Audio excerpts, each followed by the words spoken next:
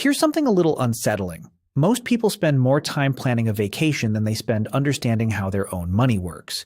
Schools teach algebra and history, but almost nobody teaches you what to actually do with a paycheck. If you've ever felt like personal finance for beginners content throws too much jargon at you too fast, you're in the right place. Because today, we're starting from absolute zero. Let's start with the most basic question. What even is personal finance? Strip away all the buzzwords and it comes down to one thing: the relationship between you and your money. How it comes in, how it goes out, and what happens to whatever is left over. That's it. Think of it like water flowing through a series of pipes in your house. Water comes in from the main line. That's your income. It flows out through faucets and drains. That's your spending. And if you have a storage tank, some water gets held in reserve. That's your savings and investments. Personal finance is just learning how to manage those pipes so you're never caught without water when you need it most. Now, why does almost nobody feel confident about this?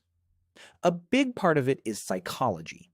Studies in behavioral economics, a field that looks at how people actually make financial decisions, not how they're supposed to, consistently show that humans are wired to prioritize the present over the future. A reward today feels far more real than a reward 10 years from now. That's not a moral failing. It's just how our brains are built. Understanding that bias is actually the first step in working around it. Every concept in personal finance, budgeting, saving, investing, getting out of debt, sits on top of one foundational idea. It's called the gap. The gap is simply the difference between what you earn and what you spend. And here's the uncomfortable truth. The size of that gap is more important than how much you earn. History is full of people who made enormous salaries and died broke. Athletes, musicians, lottery winners, and it's also full of people on modest incomes who quietly built real financial security over decades. The mechanics are the same in both cases. A larger gap gives you options. A negative gap, spending more than you earn, creates a debt spiral that compounds against you over time, just like interest compounds in your favor when you save. So before we talk about any specific strategy, the basics of personal finance demand that you understand your own gap. That means knowing two numbers: your monthly take-home income and your monthly total spending. Most people know neither with any precision, and that's where most financial stress begins. It's not that the math is complicated, it's that the numbers feel uncomfortable to look at directly.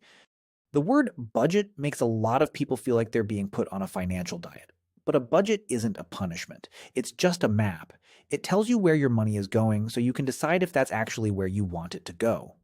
One of the most durable frameworks for anyone working through personal finance starting steps is called the 50-30-20 rule, and it's been around long enough to have a real track record.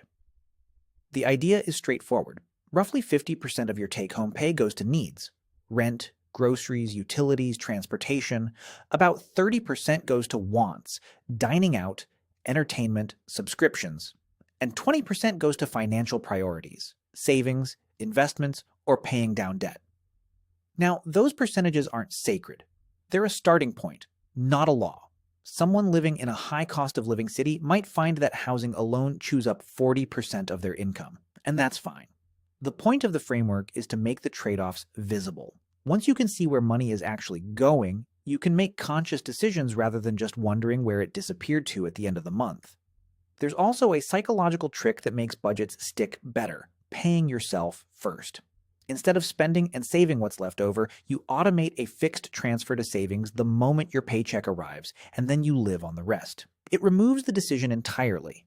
Behavioral economists call this a commitment device. You're taking the temptation off the table before it can do any damage. There's one concept you absolutely cannot skip in any honest explanation of personal finance, and it's compound interest. Albert Einstein may or may not have actually called it the eighth wonder of the world. That quote gets disputed, but the mechanics are genuinely remarkable either way.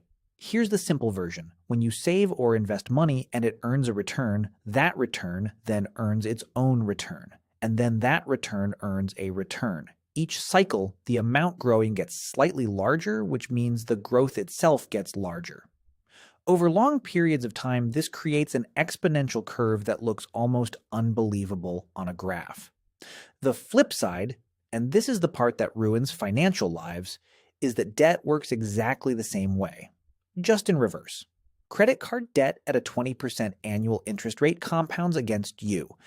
Every dollar you owe generates interest, and if you're only making minimum payments, you're often barely covering the interest itself, let alone reducing the principal. The debt barely moves. This is not a character flaw, it's arithmetic. High interest debt is mathematically one of the most destructive forces in a personal balance sheet. That's why most financial educators emphasize eliminating it aggressively before focusing on investment growth. You can't out-invest a 20% guaranteed loss. Here's the one insight from personal finance for beginners that tends to land hardest. Time is the only ingredient in your financial life that you genuinely cannot get back. Everything else, income, spending habits, investment choices, can be changed, corrected, or improved later. But time only moves in one direction. The reason this matters so much comes back to compounding. The math of exponential growth means that money invested early has dramatically more time to multiply than money invested later. Two people investing the same total dollar amount over their lifetime can end up with wildly different outcomes based purely on when they started. It's not about being rich, it's not about picking the right stock. It's about giving the math enough time to work. That's a mechanical fact about how compounding functions, not a prediction about future markets or returns.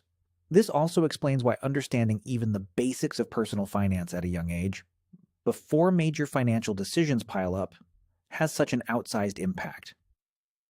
A small shift in behavior early creates a much larger shift in outcome later.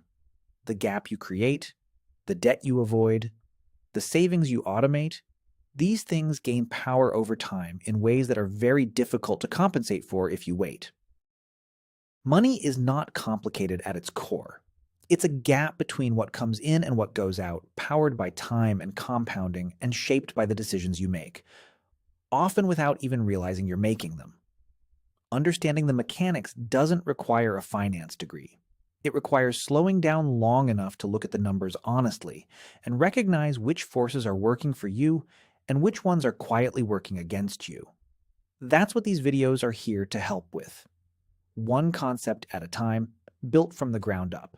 If this breakdown gave you something useful, consider leaving a like and subscribing so you don't miss the next one. No pressure, no pitch, just more of this whenever you're ready for it.